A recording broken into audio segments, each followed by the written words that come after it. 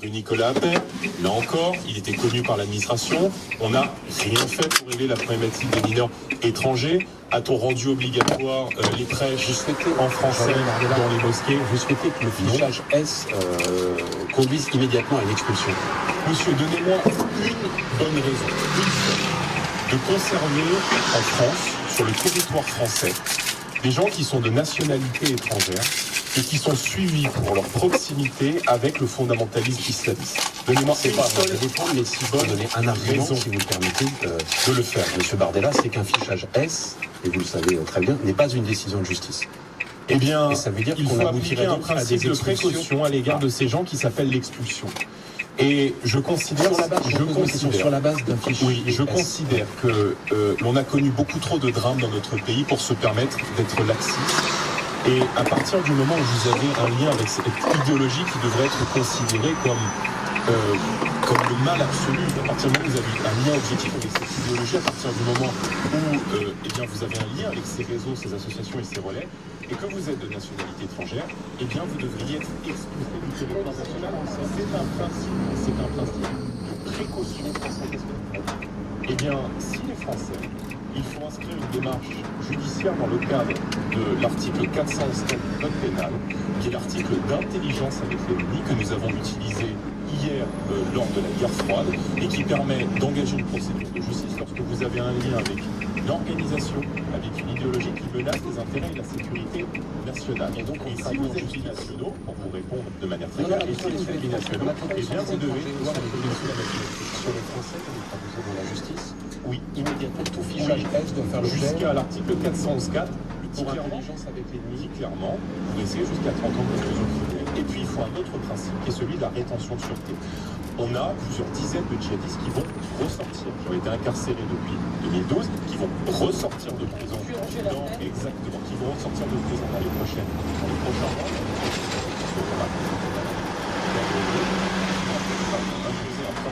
Mis en place aux États-Unis qui s'appelle la rétention de sûreté. À partir du moment où vous finissez votre peine, si l'on estime que vous présentez un lien pour la société française, que vous présentez un danger pour le peuple français, eh bien votre peine doit pouvoir être allongée. Et je pense que cet article doit prévaloir. Et ils sont suivis ensuite. S'ils ne récidivent pas, mais nos services de renseignement... Oui, mais vous savez, il ne rêve que d'une chose. Moi, j'ai visité beaucoup de prisons. J'ai visité beaucoup de prisons en tant que parlementaire. Et les gardiens de prison m'ont dit, les djihadistes qui sont incarcérés, lorsqu'il y a des attentats, ils hurlent à la joie. Ils sont contents. Ils sont contents qu'il y ait de nouveaux attentats. Et ils ne rêvent que d'une chose, c'est de pouvoir recommencer. Le terroriste qui a frappé à Vienne, en Autriche, il y a quelques mois, Vienne là-bas, au passage, pas concerné par les caricatures. Souvent, on nous dit que les caricatures, c'est le motif à toutes les attaques et le motif à toutes les défiances à l'égard de l'islam et de l'islam politique. Là-bas en Autriche, il n'y a pas eu de caricature. Là-bas en Autriche, le blasphème ne connaît pas la même tolérance qu'en France. L'Autriche est pourtant en état de droit. Eh bien, le terroriste qui a frappé ressortait de prison. Donc, il faut effectivement faire preuve de la sévérité la plus totale à l'égard de cette idéologie. Et encore une fois, avoir une action qui dépasse le cadre légal, dépasse le cadre administratif, et avoir une action qui est culturelle à l'égard de le cadre, je précise bien, le cadre aussi culturel. C'est pas seulement une guerre légale et administrative qu'on doit mener à l'islam politique, c'est aussi une guerre culturelle. Et là, effectivement, il faut aussi réaffirmer la France et les principes de la République. Parmi toutes les mesures qui devraient être annoncées après-demain, devraient parce qu'elle est soumise en ce moment à l'approbation du Conseil d'État, il y a l'interdiction de faire cours aux enfants à la maison. Ça concerne aujourd'hui 50 000 enfants et adolescents en France. Il y a des situations très diverses. Il y a des enfants qui ne peuvent pas aller à l'école parce qu'ils sont harcelés. Il y en a d'autres parce que les parents les obligent. Effectivement, est-ce que vous soutenez cette mesure d'Emmanuel Macron? Le doute est qu'elle ne passe pas le Conseil constitutionnel. Et cette mesure est en tout cas une liberté qui avait été accordée par Jules Ferry aux parents de faire l'éducation à la maison. Moi, je suis mais qui est parfois contournant, je suis savez, par la scolarisation obligatoire de 3 ans pour tous à l'école. Mais le fait pour certains parents de vouloir conserver leurs enfants à l'école et de faire l'éducation à l'école, encore une fois dans un cadre réglementaire, c'est une liberté qui a été accordée à la maison. Exactement. Et ce que nous déplorons, c'est que pour combattre un phénomène, pour combattre les dérives de quelques-uns, on va faire reculer les libertés de tous. Et en réalité, on voit comment l'islam politique est aujourd'hui en train de faire adapter notre droit. Emmanuel Macron semble manifestement faire machine arrière. Je ne suis pas certain que cette mesure passe le Conseil constitutionnel. Maintenant, il y a beaucoup d'autres choses à faire. J'ai parlé évidemment des mosquées radicales, j'ai parlé de l'expulsion des fichiers S. Il faut dissoudre toutes les associations des associations, sans exception, qui se font le relais de l'islam politique. Parce que, si vous voulez, ce projet de loi, c'est confier aux islamistes la charge de lutter contre le fondamentalisme islamique. Moi, j'ai été regarder qui sont les gens du CFCM qui vont devoir labelliser les imams en France. Il y a des gens du Ligorus, qui est encore une fois le relais de la Turquie en France. Il y a des gens de l'OIF. Enfin, le délégué général du CFCM se réjouissait il y a quelques jours, manifestement, des attaques qu'avait reçues la jeune Mila, vous savez, l'adolescente de 16 ans qui avait critiqué l'islam sur les réseaux sociaux. Elle avait reçu des dizaines de milliers de menaces de mort, 50 000 messages de menaces de mort selon Richard Malka, son avocat. Monsieur le délégué général, j'ai plus le nom, pardon, du CFCM nous a dit elle l'a bien cherché. Voilà les gens à qui Emmanuel Macron souhaite confier aujourd'hui la charge de labelliser les imams. Donc je trouve ça extrêmement inquiétant et en réalité il y a encore une fois une certaine forme de duplicité à l'égard des islamistes qui caractérise assez bien ce projet. On marque une pause, Jordan Bardella, on va parler des frontières dans quelques instants si vous voulez bien. Il est 8h50, le fil à fond, tout d'abord avec Mélanie Delon. De nouvelles fouilles ce matin dans les Ardennes, dans l'ancienne propriété de Michel Fourniret, le tueur en série qui sort de réanimation, a donné il y a quelques semaines de nouvelles indications sur le lieu, dit avoir enterré Estelle Mouzin, disparue en 2003. On espère que cette fois-ci sera la bonne, dit sur France Info l'un des avocats du père de la fillette. La scolarisation obligatoire des 3 ans voulue par le gouvernement sera moins stricte qu'annoncé. Le ministre de l'Éducation parle désormais d'un encadrement plus fort de l'instruction à domicile. La Société Générale et le Crédit du Nord vont fusionner avec à la clé 600 fermetures d'agences, mais il n'y aura pas de départ contraint, assure la direction. La prime de Noël versée le 16 décembre aux plus modestes, comme l'an dernier, 152 € pour une personne seule, 320 pour un couple avec 2 enfants. Le football, c'est le tirage au sort ce soir des qualifications pour le Mondial 2022 pour les pays européens. Et puis le championnat de Ligue 1, Lyon est 3e après sa victoire 3-1 à Metz. France Info. Le 8h30 France Info, Samia Braglia, Marc Fauvel. Toujours avec le vice-président du Rassemblement National, Jordan Bardella. Je voudrais vous faire entendre ce que disait quelqu'un qui n'est pas tout à fait de votre camp, qui est même plutôt à l'opposé de l'échiquier politique, c'est le député insoumis de la Somme, François Ruffin. C'était il y a quelques jours au sujet donc des frontières chez nos confrères de France Inter. Je suis favorable au retour des frontières sur capitaux, marchandises et personnes. Mais je veux dire, je suis favorable au retour des frontières aussi pour les gens du Nord qui vont voyager partout dans le monde. Hein. Il faut poser des limites aussi à la circulation de tous azimuts des personnes. Oui. Je suis favorable au retour des frontières sur les capitaux, les marchandises et les personnes, dit donc François Ruffin. Est-ce que cette déclaration vous a surpris? Bah tiens, c'est quand même... je suis content, hein, je me réjouis, mais si j'écoute toute la classe politique, si j'écoute les déclarations de tous les responsables politiques, tout le monde a voté Marine Le Pen avec son crédentiel. Parce que tout le monde est en train de nous expliquer aujourd'hui avec une mine un peu ahurie, comme si on découvrait le chose, ce que le Rassemblement National explique depuis des années, à savoir ce principe de bon sens qu'une nation ne peut être qu'une nation si elle a des frontières et si elle a des portes à l'entrée de sa maison. Voilà un principe de bon sens sur lequel aujourd'hui tout le monde est d'accord. Mais une nation dans le cadre de l'Europe. Je me réjouis aujourd'hui de voir que beaucoup de gens, beaucoup d'analystes, beaucoup d'experts nous ont expliqué pendant des années qu'il fallait ouvrir, qu'il fallait permettre la libre circulation sans limite limitée des gens, des capitaux, des biens, etc. Que c'était le progrès, que ça nous amènerait vers le village global et la mondialisation heureuse, quand nous disions effectivement que ça pourrait évidemment avoir des conséquences dramatiques sur notre modèle social et évidemment sur la situation sécuritaire du pays. Donc qu'est-ce que vous voulez que je vous dise? Je suis content que tout le monde vienne sur nos positions, que tout le monde nous donne raison et peut-être qu'on peut tout nous reprocher, mais certainement pas d'avoir eu raison avant tout le monde. Jordan Bardella, est-ce que vous conseillez aux personnes âgées qui vous entourent de se faire vacciner à la fin du mois? Écoutez, quand j'écoute l'afficheur Monsieur Vaccin, je comprends qu'il y a une grande partie de la population qui soit réticente à l'idée de se faire vacciner. C'est sa prudence? Écoutez, c'est même pas sa prudence. On dit aujourd'hui qu'on n'a pas grand-chose. On a en gros les bons de commande et les communiqués de presse qui ont été faits par les laboratoires. Moi, je ne suis pas du tout anti-vaccin. Je suis même plutôt favorable aux vaccins contre la grippe, contre un certain nombre de C'est pour ça que maladies. Je suis l'Agence européenne du médicament, l'Agence française du médicament, et c'est ce qui explique sans doute la prudence d'Alain Fischer qui dit ce que savent les scientifiques aujourd'hui, c'est-à-dire ce que vous avez rappelé, pas grand-chose. Alors, il faut la France passer 2 filtres. Alors, l'Union européenne vient de passer, comme on peut faire de 2020. laboratoires différents.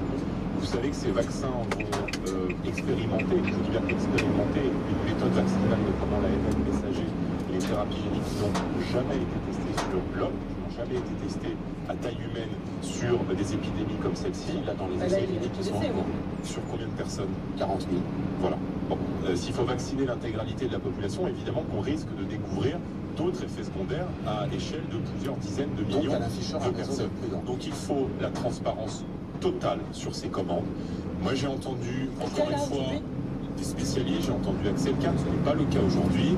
Le président de la Ligue contre le cancer s'étonnait, moi je le vois en tant que député européen, que l'Union européenne ait passé commande. Nous ne savons rien de ces commandes. Nous avons appris en tant que député européen par la presse, pas par la Commission européenne, par la presse, je l'ai appris comme vous, que des députés européens, des parlementaires allaient être tirés au sort, qu'ils allaient pouvoir se rendre dans une salle sécurisée où on laissera les portables à l'entrée, probablement comme ça avait été le cas dans la négociation d'un certain nombre d'accords de libre-échéange, pour pouvoir consulter ces accords de négociation avec les groupes pharmaceutiques. C'est pour tous les autres pays, je précise que c'est le cas pour tous les autres pays qui négocient avec les laboratoires. Il n'y a pas un traitement défavorable. Non, bien sûr, parce que c'est l'Union européenne, je parle à l'échelle Ce sont des européenne. contrats. Parce que c'est l'Union européenne qui a passé commande. On nous parle de clauses. Encore une fois, on nous parle, je me fais le relais de ce que j'ai lu auprès de vos confrères dans la presse, puisque en tant que parlementaire, nous n'en savons pas plus que vous, de clauses d'indemnisation des laboratoires si ça devait mal tourner, s'il devait y avoir des effets secondaires qu'ils n'avaient pas anticipés. À ce moment-là, les États pourraient indemniser. Il y a un partage de risques qui pourrait se mettre en place et les États pourraient indemniser financièrement les États, les labos, s'il devait y avoir des pertes. Donc, je ne suis pas anti-vaccin. Je dis qu'il faut que tous les tests soient faits. Mais quand j'entends effectivement Monsieur Vaccin, Monsieur Fischer, qui ne veut pas se faire appeler Monsieur Vaccin ou Monsieur Véran, franchement, c'est pas extrêmement rassurant. Alors si les vaccins sont homologués au niveau européen, au niveau français aussi, est-ce que vous vous faites vacciner quand ce sera possible? Écoutez, j'attends. Est-ce que vous serez les premiers dans la porte du laboratoire? Je ne sais pas, et moi non plus, figurez-vous. Donc j'attendrai d'être rassuré, et lorsque j'estimerai avoir été rassuré, peut-être que je me ferai vacciner. L'avantage, c'est que j'ai eu le Covid il y a quelques semaines et que probablement j'ai des anticorps, même si je n'ai pas le goût et l'odorat, j'ai quand même plusieurs semaines pour me vacciner. Donc, on ne vous sent pas plus emballé que ça. Bah, écoutez, comme une grande partie de la population française, vous avez un Français sur deux qui aujourd'hui est assez réticent à se faire vacciner.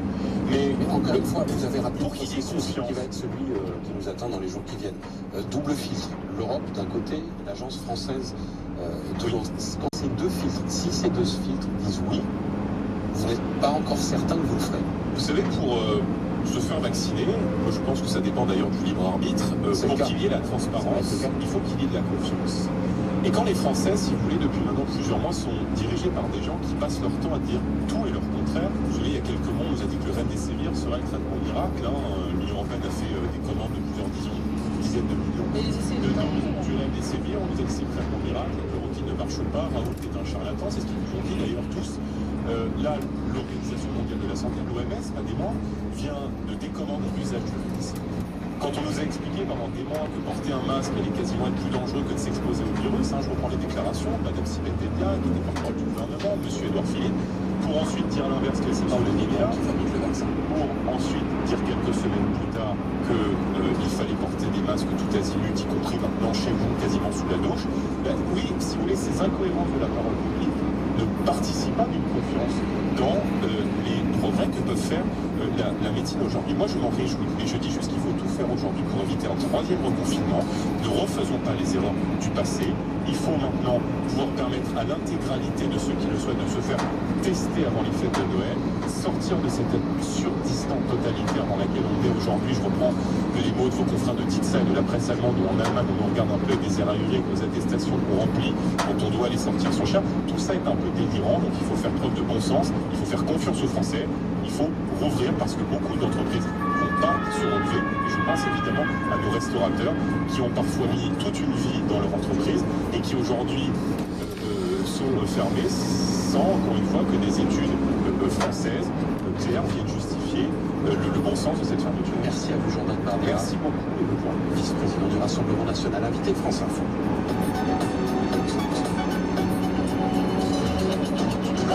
Ici, avec la fibre, on s'offre un cadeau de Noël qui dure plus longtemps que Noël. Moi, si je commande la fibre orange à Noël, ça sera pour sa puissance. Oui, bah moi, si je commande la fibre orange, ce sera pour son petit prix. Ouais, bah moi, ça sera un peu des deux, pour qu'on puisse jouer en ligne tous en même temps, sans se ruiner, tous en même temps. Avec Orange à Noël, profitez de la fibre pour 22,99 € par mois pendant 12 mois, puis 41,99 €. Vous rapprochez de l'essentiel. Orange. Offre soumise à condition en France métropolitaine, valable jusqu'au 24 décembre. Engagement 12 mois pour les nouveaux clients. Voir détails sur orange.fr.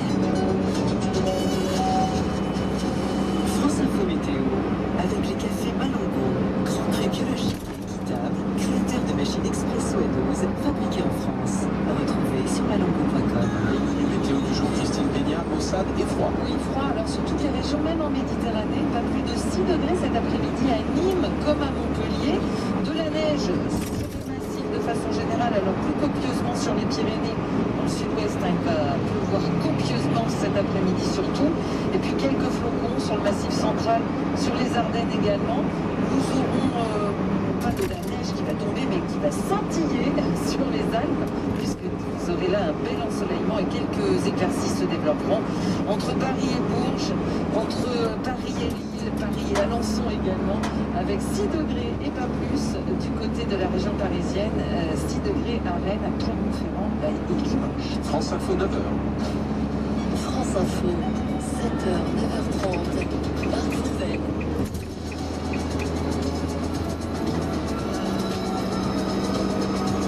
Dans 5 minutes, redonner les informés du matin, mais d'abord l'info, Laura Sénéchal. 3 titres à la une ce matin. Les enquêteurs près du but dans les Ardennes, c'est ce qu'espère la famille d'Estelle Mouzin. Les fouilles commencent dans l'ancien château de Michel Fourniret. Elle se dit privée de justice. Nafissa Diallo s'exprime dans un documentaire. Près de 10 ans après l'affaire du Sofitel, elle accuse toujours Dominique Strauss-Kahn de viol. Et puis le doute d'une partie de la Convention citoyenne sur le climat qui refuse de rencontrer le gouvernement. C'est la 3e fois que les enquêteurs creusent dans l'ancien château de Michel Fourniret pour tenter de trouver le corps d'Estelle Mouzin, la petite fille disparue il y a près de 17 ans. Le tueur en série a reconnu son implication dans le meurtre tout en restant imprécis, mais cette fois, c'est la bonne, espère l'avocat du père d'Estelle Mouzin, Didier Saubon. Je crois qu'aujourd'hui, non seulement il n'y a pas de doute, mais on espère pouvoir localiser le corps d'Estelle, et c'est tout le travail qui va être fait cette semaine, et c'est ce qu'attend la famille. Didier Saubon, avocat du père d'Estelle Mouzin. Audition très attendue de Nicolas Sarkozy aujourd'hui à son procès pour corruption. L'ancien chef de l'État entend répondre à toutes les questions, dit-il. Lui qui est soupçonné d'avoir voulu aider un haut magistrat à obtenir un poste en échange d'informations dans un autre dossier judiciaire. Un accord a empêché la tenue d'un procès, mais près de 10 ans après l'affaire DSK, Nafissa Diallo choisit de parler. L'ancienne femme de ménage du Sofitel de New York s'exprime dans un documentaire qui sort ce matin sur Netflix. Elle accuse toujours Dominique Strauss-Kahn de viol en mai 2011, un an avant la présidentielle en France, et elle dit avoir été privée de justice. Ils n'ont rien fait parce que je suis pauvre. Je ne suis personne. C'est pour ça qu'ils ne m'ont pas rendu justice. Si j'avais été quelqu'un d'important. Oui. Ça n'avait pas été moi. Je suis sûre. Mais ils auraient mis cet homme en prison pour très longtemps. Nafissa Diallo qui s'exprime dans ce documentaire. Chambre 2806, c'est son nom sur Netflix. Dominique Strauss-Kahn, lui, affirme qu'il livrera sa vérité dans un autre documentaire qu'il annonce pour l'an prochain. En France, les assureurs peuvent dire dans 2 heures s'ils acceptent l'ultimatum du gouvernement, le gel des cotisations pour les hôtels, restaurants et les boîtes de nuit. Faute de quoi la majorité menace de donner son feu vert à une taxe exceptionnelle d'1,2 milliard d'euros déjà votée au Sénat. Noël en sursis, la levée de la règle des 20 km est suspendue à une condition, passer sous les 5000 nouveaux cas de coronavirus par jour. On est à 2 fois plus actuellement.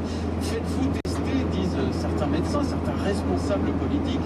L'écouvillon avant les cotillons, c'est par exemple la formule du président de la région PACA, Renaud Muselier, mais ça n'est pas la panacée, explique sur France Info Philippe Amouyel, professeur de santé publique au CHU de Lille. Si vous en avez la possibilité, c'est quelque chose qui peut être utile, mais il faut savoir l'interpréter. En fait, un test ne vous garantit pas qu'il ne se passera rien. Un test vous aide juste à mieux ajuster la stratégie avec laquelle vous allez passer le mal. Supposons que ce test soit positif, ça veut dire que vous portez le virus. Il faut absolument vous isoler pendant 7 jours, et si dans ces 7 jours, Noël tombe, il ne faut surtout pas aller contaminer vos proches lors du repas de Noël. Si vous êtes négatif, en revanche, il faut absolument mettre en place les mesures barrières. Parce que dans l'intervalle, vous pouvez peut-être vous contaminer et finalement amener ce virus au cours du repas. Philippe Amouyel, professeur de santé publique au CHU de Lille. Le gouvernement revoit sa copie sur l'interdiction de l'instruction à domicile. C'était une des mesures phares du projet de loi contre les séparatismes ou confortant maintenant les principes républicains. Son nouveau nom, il sera dévoilé après-demain, mais déjà le Conseil d'État parle de mesures disproportionnées et le gouvernement évoque un plus fort encadrement de l'instruction à domicile avec notamment des vérifications des projets éducatifs. Que reste-t-il de la Convention citoyenne sur le climat? Les 150 membres de cette convention sont reçus aujourd'hui et demain par le gouvernement pour faire le point sur la traduction en loi de leurs propositions. Mais l'exécutif est accusé d'en avoir abandonné une partie et certains membres, comme Agnès, appellent au boycott de ces réunions. Oui, pour la déception, oui aussi pour la rupture de confiance et en prime un sentiment d'instrumentalisation de l'exécutif. On a été beaucoup dans l'attente de ces réunions de concertation. Finalement, elles arrivent là comme un cheveu sur la soupe. J'ai pas vraiment l'impression qu'on aura en plus notre mot à dire. J'ai l'impression qu'on va nous soumettre le projet de loi. J'ai vraiment l'impression qu'on sera là juste pour être spectateur et pas pour participer activement à l'élaboration de ce projet de loi. Agnès, une des membres de la Convention citoyenne pour le climat, c'est toujours bloqué dans ces négociations sur le Brexit entre Britanniques et Européens qui s'écharpent sur la question de la pêche ou des conditions d'accès au marché unique. Et puis le football, Lyon et Lille poursuivent leur duel à distance en Ligue 1 avec chacun une victoire hier. Ils sont tous les deux à 2 points du leader Paris. 9h06 sur France Info, l'heure des informés autour de Marc Fauvel et de Renaud Dédy.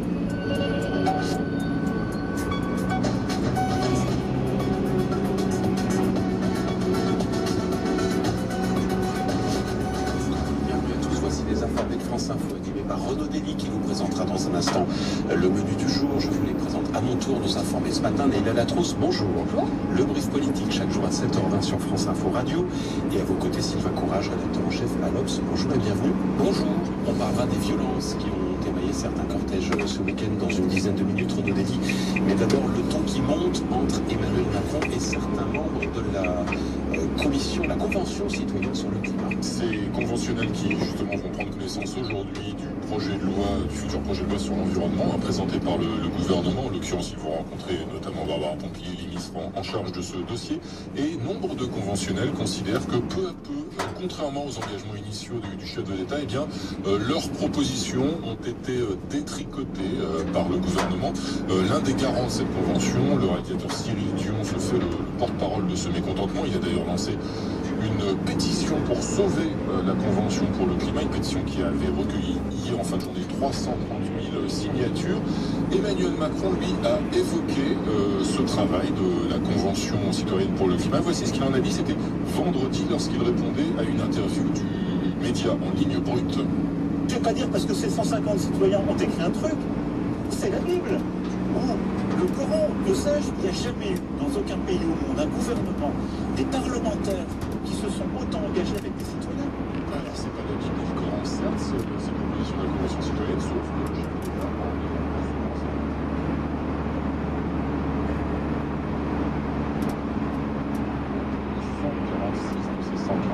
propositions et les transmettre sans filtre au gouvernement ou au Parlement. Est-ce qu'Emmanuel Macron ne s'est finalement pas piégé tout seul avec cette convention? Sylvain Courage. Oui, après les ambitions, les religions du livre, on voit que Macron est très agacé par la dimension religieuse prête à l'écologie, et c'est vrai qu'il s'est mis dans un mauvais cas. Les listes, c'est toujours tragique en politique. Vous prenez l'engagement de réaliser 110 propositions, de reprendre 150 propositions.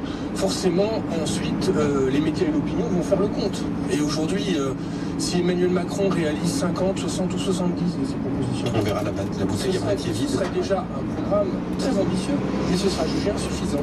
Donc le piège, c'est la liste. Et le piège, c'est aussi finalement d'engager ces discussions sous le regard de l'opinion et des médias, parce que forcément Cyril Dion au départ était partie prenante, mais on a l'a déjà vu avec Nicolas Hulot, il y a un moment où voilà, il reprend ses distances et donc ça crée un drame en direct. Donc on voit qu'Emmanuel Macron n'a pas beaucoup appris des expériences précédentes. Il s'est piégé, Nélia Latros, le chef de l'État, dans cette affaire. Il a en tout cas laissé planer dès le départ disons, la possibilité d'un référendum, d'une transmission sans filtre, d'un droit d'alerte qui fait qu'aujourd'hui la Convention citoyenne effectivement se sent complètement libre de dire que la promesse qui a été faite n'ira pas à son terme. Sur le référendum, ça c'est au sein même du gouvernement, plusieurs fois le disent en disant en fait on a laissé penser dès le départ que oui, référendum par référendum, donc typiquement on aurait dit on va devant les citoyens, on appelle à un vote, ça aurait voulu dire on garde les 149 ou les 146 propositions et elles sont soumises au vote des gens et puis on enjambe le Parlement et c'est fini. En laissant cette ambiguïté-là, dès le départ, il y avait un truc qui n'allait pas. Ensuite, je dis sur de l'interministériel, c'est toujours un peu compliqué, je reprends ce que dit Sylvain Courage, c'est-à-dire qu'en fait, dès lors qu'on dit, voilà, il va y avoir un mécano, alors si j'ai bien compris, ça passe par la Convention citoyenne, puis des ministères qui doivent l'écrire, ça fait la navette à peu près, il y a à peu près autant de navettes que de propositions entre Bercy, l'écologie, le ministère chargé des relations avec le Parlement, qui a aussi tout le volet, les autres ministères qui peuvent s'en mêler, les transports, l'agriculture, les commerces par exemple, puisqu'il y a aussi certaines propositions qui concernent la grande distribution. De fait, chacun y met son grain de sel, et ça c'est avant même que ça arrive devant les parlementaires qui disent mais attendez, on est toujours sous un régime de démocratie représentative, donc la loi c'est nous, ils sont pas privés de le faire sur l'article 24, il n'y a aucune raison qu'ils ne le fassent pas non plus sur la Convention citoyenne, et à la fin effectivement ça donne un président qui s'est piégé parce qu'il n'a pas les moyens de tenir la promesse initiale qui est celle du sans filtre et de cette ambiguïté sur le référendum qui laissait à penser que la Convention citoyenne est souveraine en matière d'écologie. Vous nous direz, Renaud Delis, ce que vous en pensez dans un instant. D'abord le fil info à 9h10, Mélanie Delory. Avec 11 000 cas positifs ces dernières 24 heures, le nombre de contaminations par le Covid reste bien au-dessus des 5 000 fixés par Emmanuel Macron pour la deuxième phase du déconfinement le 15 décembre. La présidente de la région Île-de-France, Valérie Pécresse, anticipe la suite. Elle appelle sur France Inter tous les franciliens à aller se faire tester au lendemain des fêtes. Un ancien président de la République à la barre, Nicolas Sarkozy, interrogé cet après-midi au procès des écoutes, jugé pour corruption aux côtés de son avocat. Il a promis la semaine dernière de s'expliquer sur toutes les conversations. Génération Future attaque les 5 premières nouvelles autorisations de mise sur le marché des détergents à base de glyphosate, autorisation donnée en attendant des alternatives. L'association de défense de l'environnement accuse la France d'avoir abandonné ses engagements sur l'interdiction de ce pesticide. L'Égypte du président Al-Sisi qui vient en France pour 3 jours, c'est celle de la répression la plus importante que l'on ait jamais vue dans l'histoire de ce pays. La Fédération internationale pour les droits humains dénonce sur France Info le tapis rouge déroulé à Abdel Fattah Al-Sisi. Il va rencontrer Emmanuel Macron ce matin. France Info. Les informés, Renaud Delis, Marc Fauvel. Emmanuel Macron s'est-il piégé lui-même en mettant en place la Convention citoyenne sur le climat? Renaud Delis. Je crois que c'est le cas pour 2 raisons. D'une part parce qu'il a souvent une propension, le chef de l'État, effectivement, à prendre des engagements un petit peu inatteignables, ou à verser un peu dans une forme de lyrisme, ou aussi d'ailleurs, diront ses contempteurs, à verser, à pencher dans une forme de démagogie qui consiste à tenir le discours que son auditoire veut entendre. Donc personne n'est obligé le 29 juin dernier à prendre l'engagement devant tout le monde, devant la France entière, de reprendre la quasi-intégralité, sauf les 3 fameux jokers, mais des propositions de la Convention. C'est lui qui a pris cet engagement-là et il n'aurait pas dû le prendre. Il n'aurait pas dû le prendre parce que, effectivement, la Convention citoyenne pour le climat n'est pas décisionnelle. Une convention, de la démocratie participative en général, c'est extrêmement sain, c'est extrêmement utile, mais c'est une aide à la décision, c'est pas la décision elle-même, c'est effectivement le Parlement qui fait la loi, et en l'occurrence, on peut comprendre que les conventionnels ont cru à cause de l'engagement d'Emmanuel Macron qu'ils devenaient eux-mêmes législateurs. Et puis sur le deuxième point, je pense qu'il a pris des engagements aussi sur une temporalité assez longue, sur ses engagements en matière de lutte contre le dérèglement climatique. Ce défi, il demeure bien sûr, et il est important, il est essentiel, il est urgent, mais d'autres urgences se sont greffées depuis, avec la crise sanitaire et la crise économique qui va avec, d'une ampleur inédite sur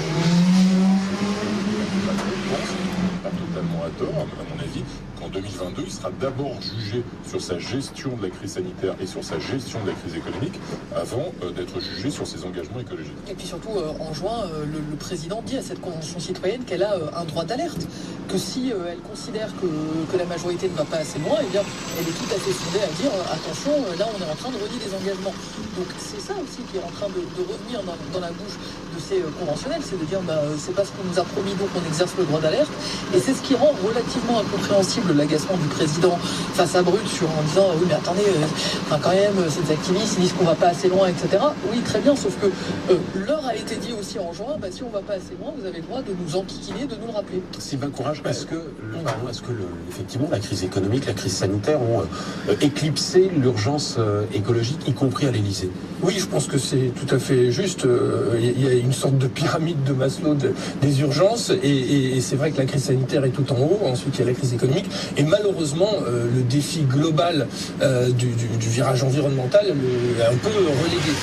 Mais Emmanuel Macron, quand il s'énerve, je pense qu'il s'énerve contre lui-même. C'est pas besoin d'être trop psy pour le comprendre. Et donc là, Cyril Dion prend la foudre, mais Cyril Dion fait son boulot. Il l'avait nommé pour être garant. Il l'a nommé pour être garant, il lui a demandé de lever la main s'il y avait un problème. Le garant, quand il voit que les garanties s'effacent, il crie. Et donc c'est exactement ce qui s'est produit. Non, c'est vraiment quelque chose dont le président est 100% responsable. Il y a un autre point qui a crispé tout cet écosystème autour de la Convention citoyenne, c'est aussi la loi sur les néonicotinoïdes, les dérogations qui arrivent, et sans doute des dérogations à venir aussi sur le glyphosate, parce que en fait, quand on discutait avec toute cette branche-là du spectre politique, ils disent très bien, donc ça veut dire qu'on peut prendre des engagements à un instant T, et puis 1 an, 2 ans plus tard revenir dessus. Donc quelle garantie aussi pour les propositions de la Convention citoyenne? C'est sûr que c'est assez compliqué d'un point de vue politique pour l'exécutif, mais le moyen d'essayer de sortir de cette place.